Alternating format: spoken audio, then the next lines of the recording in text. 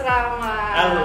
Halo semuanya. Halo. Atau nama Bikin sudut kreatif ini pertama emang karena passion sih. Jadi suka banget sama fotografi, dunia desain dan sebagainya. Akhirnya bikinlah yang namanya sudut kreatif ini.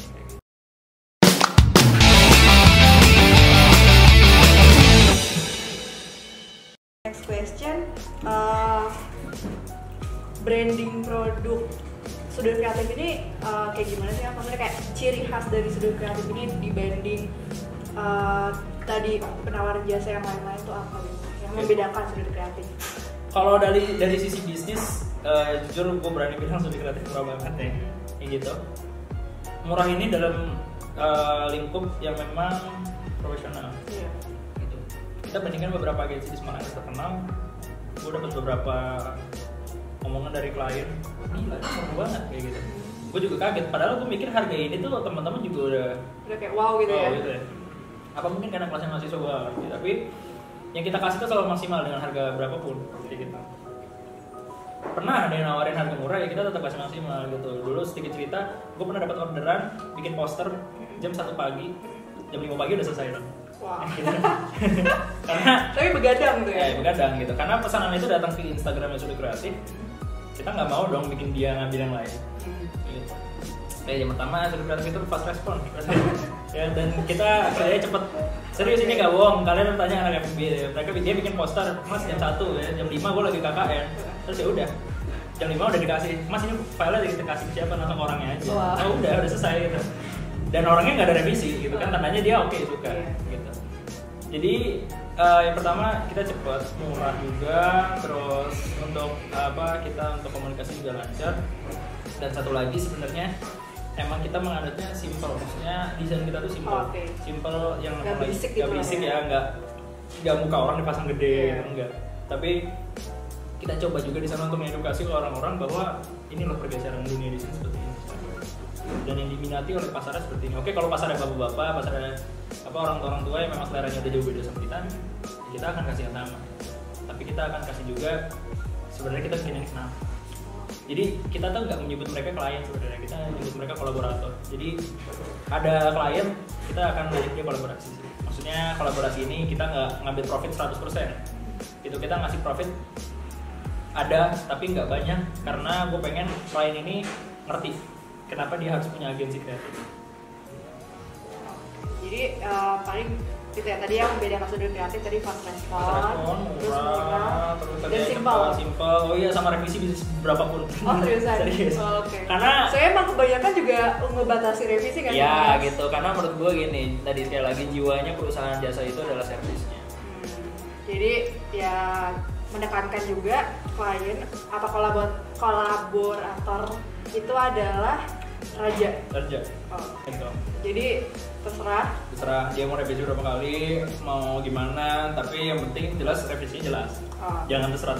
Jangan seenaknya gitu ya. Jangan seenaknya gitu. Maksudnya revisinya karena apa gitu, ngerti gitu. Oke. Nah, dari Mas sendiri bisa dibilang mungkin kalau dari Ekotif juga sudut kreatif udah lumayan sukses nih di MSM, kalau lingkup MSM lah ya. Ada tips nggak sih Mas untuk khususnya untuk pemula nih yang mau mulai bisnis? Kan kebanyakan mahasiswa lagi kayak hektik-hektiknya pengen mulai bisnis atau apa, ada tips nggak sih? Oke, tipsnya gini sih, ini yang bikin gue juga berani bikin bisnis kayak gini. Lagi-lagi dari Mas Elkanda Putra, dalam salah satu quote-nya di Tokopedia udah 10 tahun, nekat itu perlu asal sistematis. Jadi gue pikir dalam membangun bisnis ini kalau nggak nekat kita nggak akan bisa. Banyak orang yang emang nekat bikin bisnis, setelah nekat mereka nggak sistematis. Buktinya setelah bisnis itu ada, akhirnya bisnis itu dalam beberapa bulan udah hilang. Entah tujuannya apa. Tapi kalau nekat yang sistematis, dia tahu dia akan nekat untuk apa, selanjutnya untuk apa, kedepannya untuk apa, tujuannya untuk apa. Jadi nekat yang sistematis itu maksudnya. Jadi buat teman-teman semua yang di FSM ini, bikin aja bisnis gimana pun, cari partner yang emang udah lo percaya gitu. Dan jangan sampai malah bisnis ini cuma jadi main-mainan gitu. Karena gue pengen negara Indonesia ini juga maju, dan itu butuh sosok pebisnis yang banyak gitu. Seenggaknya dalam berapa persen warga Indonesia ini adalah pebisnis gitu. Kalau bisa mencapai angka 10%, 12% dan sebagainya kayak gitu. Gitu sih. Jadi cobalah bisnis mandiri, dan modal itu nggak selamanya jadi tumpuan untuk bikin bisnis kayak dan nggak harus banyak. Dan nggak harus banyak kayak gitu. Bisnis itu banyak, celahnya itu banyak. Dunia ini semakin ada banyak berkembang. Jadi cobalah cari ide yang fresh, cari ide yang memang orisinil, jangan takut, langsung eksekusi. Menurut Mas juga semua orang bisa bisnis nggak sih Mas? Bisa, semua orang bisa bisnis. Bahkan orang-orang yang emang dia nggak paham bisnis sama sekali dia bisnis. Saya nggak paham bisnis. Belajar bisnis itu cuma iseng dan emang nggak pernah juga belajar teorinya gitu. Baru belajar teorinya itu sebelum bikin Sudut. Dan emang gue pikir kayak ilmu bisnis itu ilmu yang dipelajari learning by doing. Jadi nggak harus kita les bisnis. Oke, les bisnis kita akan punya pengetahuan dan arah yang tepat juga. Maksudnya secara teoritis. Tapi di sana juga ada perlu mental kayak gitu. Dan gue pikir yang paling mahal itu mental. Iya. Gitu. Jadi kalau emang udah nekat membuat bisnis juga harus bisa, bukan harus bisa sih, harus minat juga untuk mempelajari bisnis itu sendiri. Ya kayak gitu, mau nggak mau sih, walaupun emang nggak terlalu concern, tapi itu adalah sebuah panduan gitu loh, sebuah panduan yang emang wajib dibaca oleh orang, seenggaknya di internet lah, gitu, nggak harus beli buku kayak gitu. Nah, kalau misalkan untuk akademisi kayak kita nih, kita kan masih kuliah, Mas juga masih kuliah lah, apalagi udah mau memasuki tugas akhir nih. Ada tips nggak sih Mas untuk membagi waktu antara akademik dan usaha gitu loh Mas? Gini, kita sering dengar yang namanya akademik itu nggak melulu tentang, maksudnya hidup ini nggak melulu tentang akademik. Yeah. Tapi jangan kayak gitu juga menurut gua. Kalau misalnya emang lo mau bisnis, lo akademik lo juga harus daftar. Kalau lo belum fokus di satu area yang memang udah lo jalanin, jangan berani-berani ngambil yang lain. Dan di sini ada dua pilihan, lo harus bisnis atau akademik. Lo harus bisa 100% semuanya. Jangan pernah lo jawab berapa persen bisnis, berapa persen akademik, semuanya harus 100%. Karena kalau misalnya 50-50 akan jadi setengah-setengah gitu. Tapi kalau 100-100 lo akan usaha keras untuk dapetin dua-duanya secara sempurna. Dan gini, kadang ada beberapa pebisnis yang ngomong sama gue kayak udah lu bikin nyari duit aja gampang, hidup lu juga bakal dapet duit, buat apa lu kuliah santai aja gitu, nanti juga lulus. Tapi menurut gue gini, oke, bisnis itu adalah sebuah nyawa lu nanti hidup ke depannya, tapi akademik itu adalah sebuah tanggung jawab yang dititipin sama orang tua lu ya, gitu. Jadi kalau misalnya lu nggak tanggung jawab, bisnis lu nggak akan lancar. Jadi menurut gue akademik harus selesai, bisnis juga harus jalan. Bagi waktunya gimana ya itu pinter-pinter lo kayak gitu. Gue nggak nyuruh lo hari Senin gimana, lihat kesibukan lo juga gitu. Kalau gue pribadi itu setiap pagi sampai sore itu gue di pagi sampai siang gue di lab kayak gitu, tapi setelahnya gue kerja. Dan sebaliknya, misalnya gue bisanya harusnya pagi, berarti sorenya gue nge-lab. Jadi ada porsinya kayak gitu. Nah juga sebenarnya ada alasan Mas untuk mulai bisnis. Berarti Mas tuh mulai bisnis pas tahun ketiga ya Mas? Tahun ketiga. Ada alasan sendiri nggak kenapa baru tahun ketiga? Kayak karena udah nggak tahu sibuk atau apa? Karena dulu gue pengabdi organisasi. Gitu ya, gue nggak tahu kenapa gue jadi pengabdi organisasi, tapi gue dapat ilmunya sih. Jadi karena tahun ketiga udah lepas dari organisasi, jadi berani untuk memulai bisnis gitu ya? Dan apa ya? Ternyata kepake banget loh, gitu. Gue gak mau ngebandingin, tapi ketika bukan orang yang memang belajar tentang negosiasi, itu akan susah sih dapat kata setuju dari klien. Iya. Dan itu tugas gue di Sudut, gitu. Dan kenapa ya background gue di organisasi, gitu. Itu sih negosiator. Jadi organisasi setidaknya jadi modal awal kita gitu ya untuk menegosiasi klien nanti. Gue mau mention orang-orang yang berjasa buat organisasi juga, Mas Aji, Kimi 2015, terus teman-teman dari PR, Kestra, itu udah bikin gue berproses. Dan ini juga nanti buat teman-teman yang ikut organisasi nggak ada masalah kalau kalian mau bikin bisnis juga. Organisasi itu tempat belajar sih.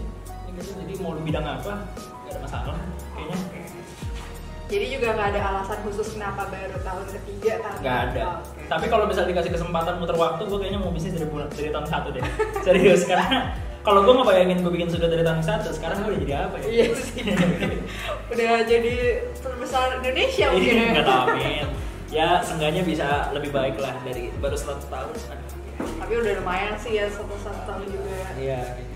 Oke, nah ini udah mendekati akhir nih Mas. Coba dong promosiin Sudut Kreatif dan kenalin juga apa sih sosial medianya dan bisa hubungin kemana kalau mau bekerja sama dengan Sudut Kreatif. Oke, kalau teman-teman semua butuh untuk kebutuhan konten visual, mau itu buat saudaranya yang nikahan atau mau bikin video-video buat lomba, video-video periklanan, foto produk untuk usaha kalian, terus nanti video-video juga untuk iklan kalian, atau usaha-usaha besar di sana yang butuh jasa periklanan, jasa konten video yang memang untuk penjualan kalian, nggak apa-apa kontak ke Sudut Kreatif, karena tadi yang gue bilang Sudut Kreatif ini dia harganya bersahabat dengan kalian. Dan untuk sobat-sobat UMKM jangan panik gitu kalau misalnya emang ada agensi yang nawarin, karena dari Sudut Kreatif nggak tahu ya agensi lain apa gimana, tapi Sudut Kreatif punya harga sendiri untuk UMKM gitu, jadi khusus, dan emang kita nggak memberasin finansial kalian. Makanya di sini gue pengen ngajak teman-teman semua untuk kolaborasi sama Sudut Kreatif. Hubunginnya di Instagram aja sih, di @sudut.kreatif, itu silakan follow. Terus nanti kalau ada apa-apa tanya sama sana admin atau sama saya sendiri di Telegram, bebas sih ya. Gue tunggu kolaborasinya sama Sudut Kreatif. Kalau misalnya dibilang kenapa, karena kreatif is kreatif. Terus kalau mau nanya bisnis juga bisa langsung nongkrong ya boleh, gue open 24 jam, kalian mau ajak nongkrong di mana, kapan, santai aja. Ini aja datang gitu ya. Datang, kan? Jadi santai aja, kita ngobrol bareng, mau teleponan tapi jangan lanjut ya. Nanti bahaya ya. Oke, dari kami juga udah sih Mas, kayak gini aja. Terima kasih Mas Rama udah pengen diajak ngobrol nih, dan kasih tips-tips berharga juga. Mudah-mudahan juga jelas untuk ke kalian juga. Kalau emang masih bingung, tadi juga bisa hubungin Mas Rama langsung. Terus juga dari Ekotips segini aja, dan dari saya Andini Matematika 2017 juga sampai sini aja. Terima kasih udah menonton, dan Mas Rama juga terima kasih. Wassalamualaikum warahmatullahi wabarakatuh. Selamat siang.